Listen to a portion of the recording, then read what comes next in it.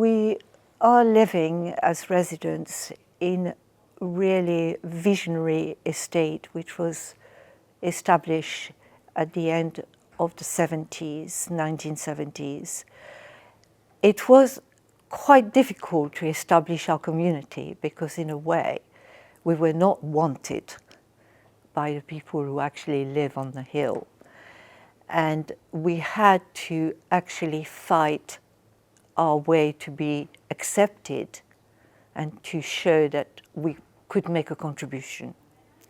But I would say that the major problem is communication, because you are having a very strong emphasis on having things done through the internet, algorithm, and it doesn't transfer to the human element that you're dealing with in social housing.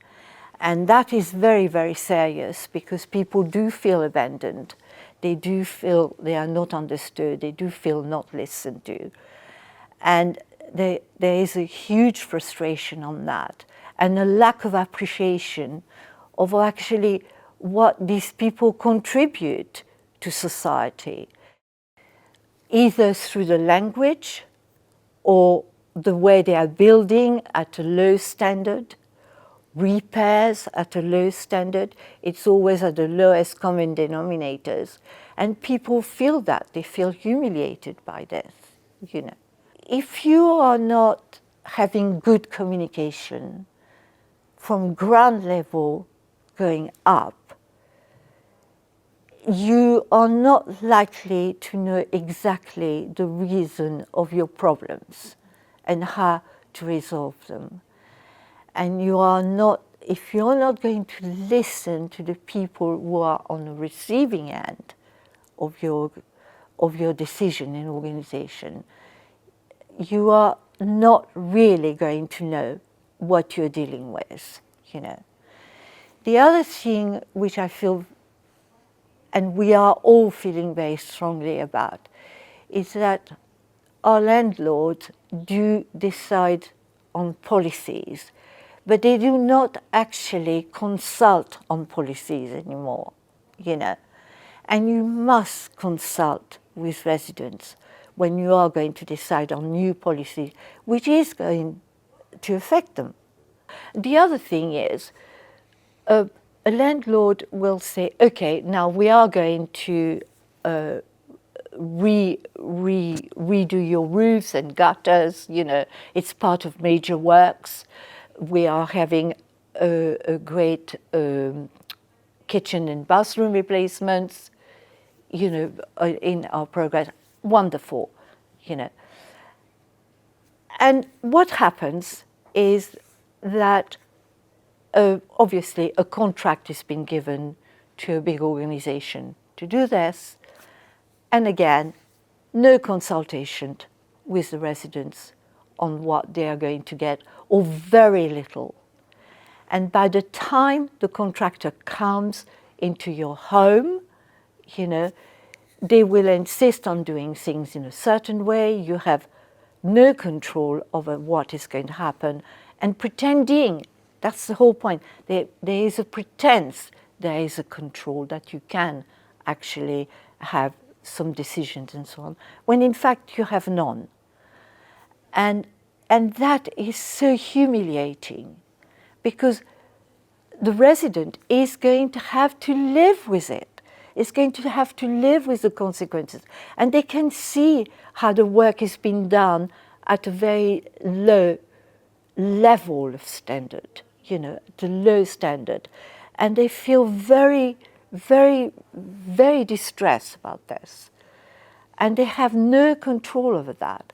And very often there is this comment, which I know you have researched, and is absolutely true. Well, you know, you're not paying for it. It's not your house.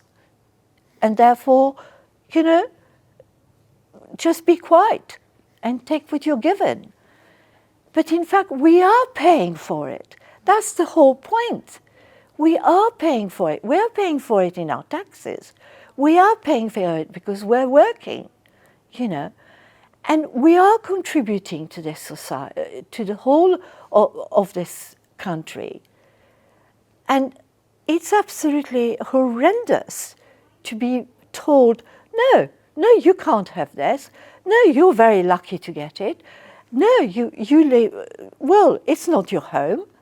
You know, that's wrong. That's utterly horrendous. How we change it is really, we have to be honest with each other. I think personally, what you need to do for a landlord to show that they can be trusted again, because it's trust, you know. People have lost that trust to that organization who is meant to take care of them and give them somewhere decent where to live, you know. So in order to re-establish that, I think if residents feel that is the commitment of the landlord, you know, to do it this way with their participation, and they can actually see the result of it, it will build up trust, but also it empowers people to take ownership of it and to actually work with it, improve and maintain. There's a partnership, but I think it has to be done at ground level. And I think the CEO has to come down to the ground level, talk to these people without the rest of the organization, just there, and be committed to listen to, and then bring it back to the board and start to discuss policies, you know.